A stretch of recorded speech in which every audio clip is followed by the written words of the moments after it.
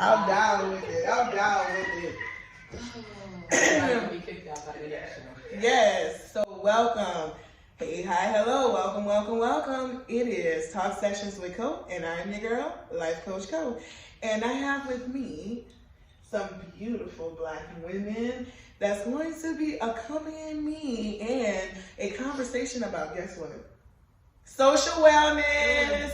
And guys, you already know that I wrote my chapter of Women Connected in Wisdom book on social wellness. What was that, Shannon? Yeah. Georgia beaches and Miami beaches? Hello. I said that completely wrong. Georgia peaches and Miami peaches. Yes, Wow, yes. I love So, it. and I wrote about, my experience as an adult with losing my best friend of 20 plus years. Yeah. So I want to expand on those conversations because guess what? A lot of women were talking about that and they wanted to share their story with all of you. So I want to bring a panel. We're bringing Black topics to the table that need to be discussed. And we don't talk about friendships enough. We always talking about men, our relationships. But let's talk about them friendships though. Yes, too. So I would like to introduce Shannon. Tell people who you are and what you do. Yes. Hi guys. My name is Shannon Mitchell. I'm an Amazon best-selling publisher, author, and the owner of Shaylo Glow. I help people glow from head to toe and work on their dimensional wellness. So that's a passion of mine, trading the death rate of our caretakers for dimensional wellness. Yes, and Miss Shay, tell us who you are. Hello everyone, my name is Rashavia, Shay affectionately, and on IG, Shay Cole, alright? I am the founder and CEO of Pink Pillow Talk podcast, as well as the annual women's event, okay? We believe in, it's a luxury sleepover, right? So I just believe in the connection of women and growing whole together. So yeah, that's what I do. Whole together. Hey, and you tell us who you are, Miss Sarah J. You following up with that? No. No, I'm not. We can go straight to the next. Goodness. Okay. Hello, everybody. I'm Sarah J. I feel like I need to go ahead and use some titles here. I am the curator and creator of the Shameless Brand and the Sincerely Shameless podcast. I work with women and newly men to the podcast on reducing shame in their lives. I am a passionate writer, reader, avid worker-outer. Yes. And I enjoy my alone time. So, amen. Yes, for the working out and taking care of yourself and reading and stuff. Yes. We're going to have to run that book list down because I'm an avid reader as well. 30. I read 30 books last year. Oh. Wow. And traveling that much? And traveling. And I grew my lashes and my brows. Yes, Because it's a task. I seriously, I sit down and I'm like, all right, lashes, let's go. Let's go. Do you do grande lash? No, The oil serum? No, I just grow them on my own. There's a grande lash?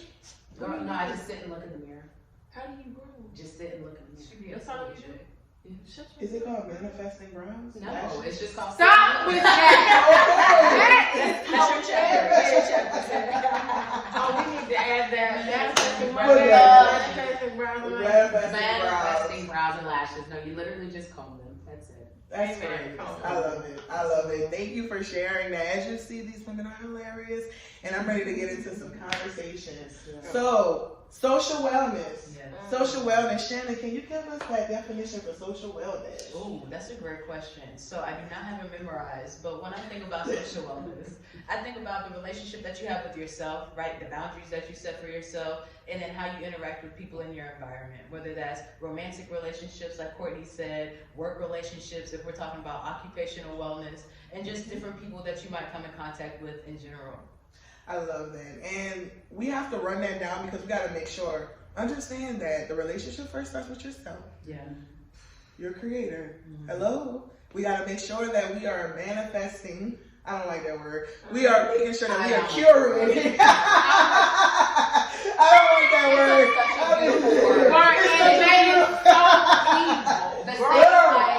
Girl. When this lamb told me she was manifesting a degree and she wasn't in college. Oh, God. Help us. What we going to do? Buy that goodwill? I need you to enroll into somebody's college. That's not real. That's not real. So we are having real conversation in real time, okay? Yeah. All right, so let's talk about it. Let's put it. Talk sessions with Cole. We're putting this together. So, guys, friendships. So I told you guys that me and one of my longtime friends, we had been friends since 5th grade. She got married. I was at a very terrible time in my life, going in between jobs, working in retail. That's terrible. Yes, all by myself, turning 30, feeling like I was a wasted space. It was depression, and I didn't really know. My mask was falling off. I was trying my best to handle everything because I didn't want her to have to deal with my crap. When you're, having the best time of your life, this should be a great experience for you getting married. But on the other end, I was like drowning inside. And so it caused so much strife in our relationships. Can you guys relate to that type of situation? 100%. You want to speak on that first, Sarah? Yeah, first and foremost, thank you for having me on. Secondly, I relate deeply with you because I actually, the day after my birthday, February 22nd, ended a almost going into 20-year friendship. And now that I have the type of clarity that I have on relationships, I think of it now differently. I think of rules of engagement. And oftentimes we don't take enough time and space to talk with our girlfriends when the dynamics of our friendships are changing. Yeah. But one would have to be so in tune with self to notice that, hey, I have a dynamic that's changing. I'm single and now I'm married. So me and you used to go run the streets. We used to club, we used to kick it. And so when you was in a down spot, I could pick you up. And then vice versa. Now I'm married, I don't take calls after 8 p.m. Mm-hmm. So now you're having this major issue in life, feeling like a waste of space, feeling like you're not optimizing at your best productivity, and you have no one to lean on. Mm-hmm. And so I've experienced that myself because I don't want to say never because I look forward to the day where I will have a graceful, more easier life, but it's always been complex. Yeah. And some people's worst day is my normal. Like their worst day, like, girl, it just fell apart. I'm like, oh, that just happened to me 2 minutes ago. And I've been able to show up jovial, and then what happens when you can't?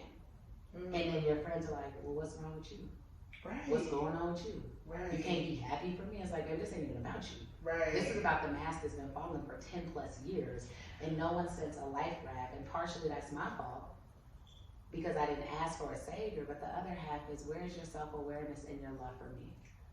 I want to definitely piggyback off of that because that was something that I struggled with, hey, I'm the jovial person, I'm the friend that's going to show up supportive, overcompensating really, because I was doing the most, thinking that, hey, I'm going to, maintain all of my relationships in my life. Yes. I'm thinking you'll give it back to you. Yeah, and then in that moment, and I didn't ask. So let me be clear, I didn't ask because you can be all pouty and sad about the situation, but you have to act and you have to tell people because relationships is give and take.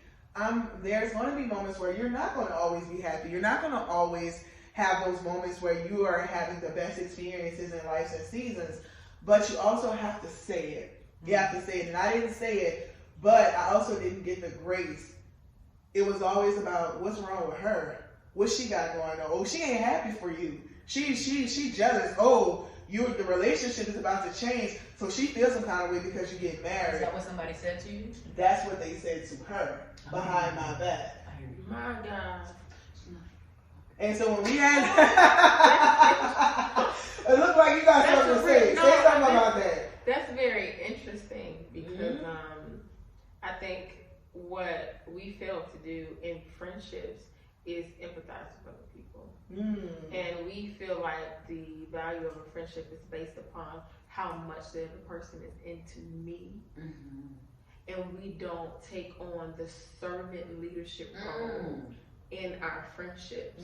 We feel like that's just something we do for public affair or for a job. But that's if we want to have healthy interdependent relationships, we have to have a servant leadership mentality. Now you expand on that servant leadership. What is the servant leader? So in my mind, I'm thinking like if basically if I was your friend and I was getting married, a servant leader, if I had that servant leader in her role in your life, I would have been like, hey, I would have stopped I would have paused my life for a moment. I mean, I don't think that's too much to ask. And say, how are you feeling? I want you to know that my life right now is just a simple preview of what you will one day have. And I think that, giving her a little grace in that moment, I think that she was trying to say that she would do that, but I wouldn't let her do that. But I didn't trust her to do that either. So that's a lot to unpack, right? Yeah. Because it's like, I think that in her mind that she would have done that, but from previous experiences that I had with her, I felt that wasn't something that she could give me. So let me ask you a question. Okay. So it sounds like, I know, right? Somebody got to ask Coach Cole a question. Yes. Let's go. It's like, now you're turning. Yes. My question is, typically when we don't ask for things, it's not because we don't think we'll get them. It's more so because we've been shown by that person that they're not going to get it to us. And so it sounds like you had, over a string of 20 years, opportunities that were missed for this young lady to show up for you. And this moment right here, this life-changing instance, happens to be the catalyst for what we call a breakup. So I'm curious to know from your perspective, and maybe y'all's too, what were those conversations like when there were issues? Or was it a time heals all? I'm no longer, I don't sit on that no more. Yeah. But did you guys just have like these issues and it just kind of like these dust ups? And it's like, well, I'm gonna give her some time. I'm gonna give her some space. Yeah. And I'm gonna come back to it, but you still have that wall built? Or did you guys really get to hash out these issues? That's a great question because, our relationship was almost like a marriage, even though we weren't together. Where's my alimony? Where's my alimony? You gotta get me something. And I think about it like that, and I mean, I don't mean it in a lesbian type of way, guys. Let me be clear. I mean that it was, we were with each other through very pivotal times in our lives. Yeah. We started out at 10 years old, so that we went through teenage together. We went through pregnancy together. We went through college together. We went through, your husband and all those different things. And, those different stages in our lives, I set the tone for requiring so much, giving her so much of my attention. She wasn't one to share the spotlight much. No. She wasn't one to share the spotlight.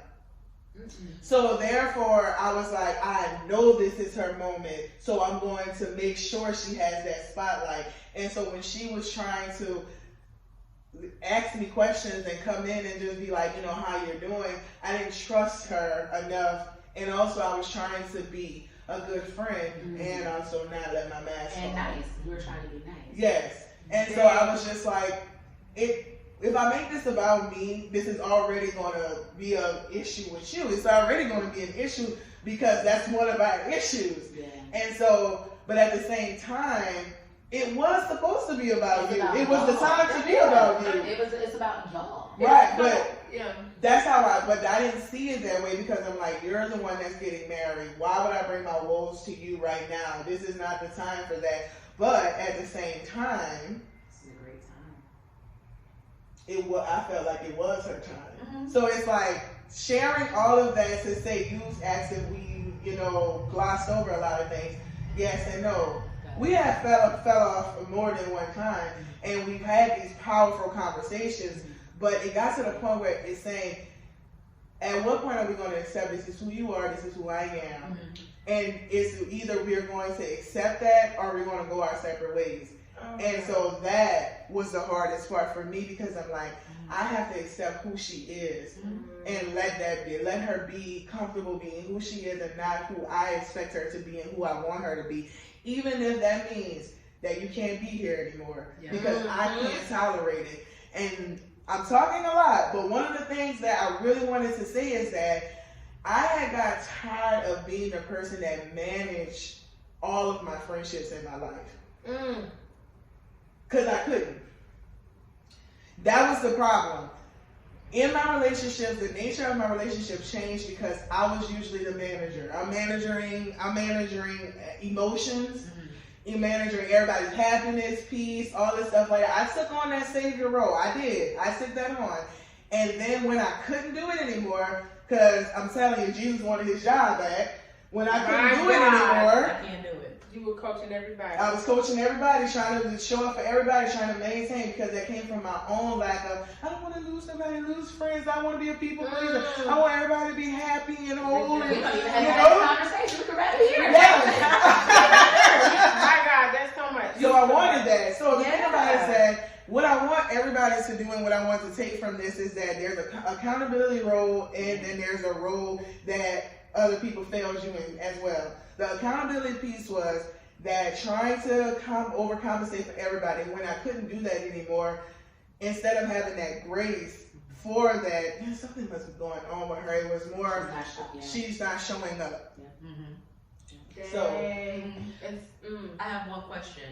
You were in the wedding, right? yes. So I think that's the difference, right? Is as a servant leader, when you know your team is going to show up for you, it's also your responsibility to make sure that they have what they need, right? So people are different. You don't change one way, you explain what you would do. Maybe this person, again, you got to accept the reality. Maybe y'all aren't the same person, right? You and this person. But at the same time, when I think about my bridesmaids, I want to have the money. We're all getting our nails done. I got you guys, right? So it only takes a second. A lot of times I like to count to 10. 1 Mississippi, 2 Mississippi. So if you can take a second and check on somebody, then I think that's what's needed too, you know? But I think that especially as women and caretakers, and this is why I'm so big on us taking care of ourselves, because we overextend ourselves and then we're compromised because we're not taken care of. So the savior thing, there's only one. It is not me. Thank you know, God, right? So I'm not trying to say grateful. so grateful because it's too much. I'm gonna forget all of India to give them all the rest of the morning. It'll be lunch. Oh shoot, India, and I'm gonna forget something. Girl, I'm telling you. India all day. They all India. we gotta take We care of need it. that. So it's not in my power, right? So one, I try not to be people's savior, but two, like you said, Sarah. Okay, if this friend, this season is changing, now you don't have anybody, right? I try to have at least a couple of different people because stuff is gonna happen, right? Somebody's gonna get stretched, somebody's sick. It's been COVID. People have been sick, hospitalized, having kids, like you said. This person is not able to answer the phone. She just got out the hospital. You're gonna have to call somebody else. And that's not personal. That's knowing your friend's capacity and having realistic expectations for how they're able to show up for you. That was a great question because that was during COVID. Yeah. All of that was going on during COVID. Yeah. And I'm like, are they gonna call us back for work? Right. What's gonna happen? Yeah. All of that. It was a lot of uncertainty. A lot of uncertainty, and I already was uncertain about what I was making. Again, $11.75, $11.75. Taking care of myself. Taking care of myself. Exactly. So I'm saying I was show up to life making $11.75. And I was worried. You need not even call my phone. The phone's off. Ain't no phone.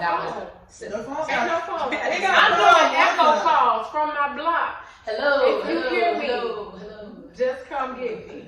My phone got cut off one time, and I was like, that was my Christmas money. It was either we going home, like flying to Louisiana home, or you gonna pay the cell phone bill. Which one you gonna do? So I paid the bill. Yeah. Because you got to make sure that you're taken care of first. And that's the thing that we didn't hit on in the story yet is, again, you said you're working in retail. Your mom didn't know that, right? You working multiple jobs through COVID. So again, you're trying to make it stretch. And that was part of my story with my friend in a wedding. I'm a server. I was making $2.13 an hour. Now I'm amazing. I'm an amazing server, right? But if people don't know how to tip, then you got to $2.13 an hour. $2.13 an hour. And they're gonna tax that. So you're getting married, right? You decided to get married in May. I said I knew 4 years ago that I was graduating in May. Graduating cum laude. Me and Sarah graduated the same day. Yeah. Hello. So I've been working. You want me to afford to not be making money because I'm not at work. Then afford to a trip and the dress and the alteration and all, and then the wedding. Right, so that's a lot. Again, we got to look at the expectation and the capacity. Again, you chose May 2015. I knew that I was graduating 4 years ago. So not to say that I can't still make it or you can't have your wedding where you want it, but let's acknowledge the details that everybody has to work with. Unrealistic expectations. Jesus. Let's talk on that. Unrealistic expectations. Your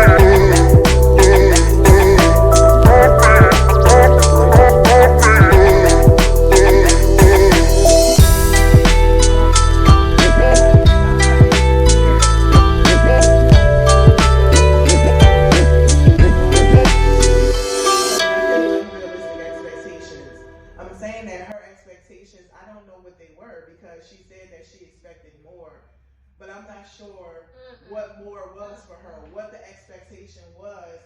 It wasn't clearly defined.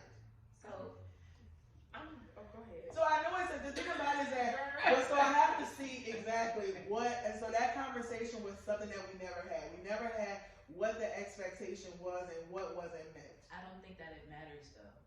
Like from a psychology standpoint, Okay. you were already past your capacity. Yeah, right. So So what? if There was no more to.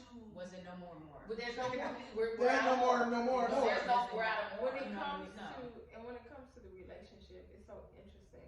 Ooh, Look speak up up. I know you're saying something good. Yeah, Say it no, loud. because thank you, friend. But when it comes to the different types of relationships, you look at codependency and interdependency. Codependency is two people doing a relationship with one person not being able to be them full selves. So I have to compromise compromise who I am in order to be around you. So you can leech So off. you of can all leech of off me. me. That's codependency. That's Very toxic. Mhm. Interdependence is the understanding. That's what I was hearing you. There was an undercurrent of misunderstanding, and misunderstanding will build a bridge of distance between two people, even with them being close. Yes. You know. You see it in So- households all day. Yes. And marriages. And so when you said something that kind of, so two things. You said, one,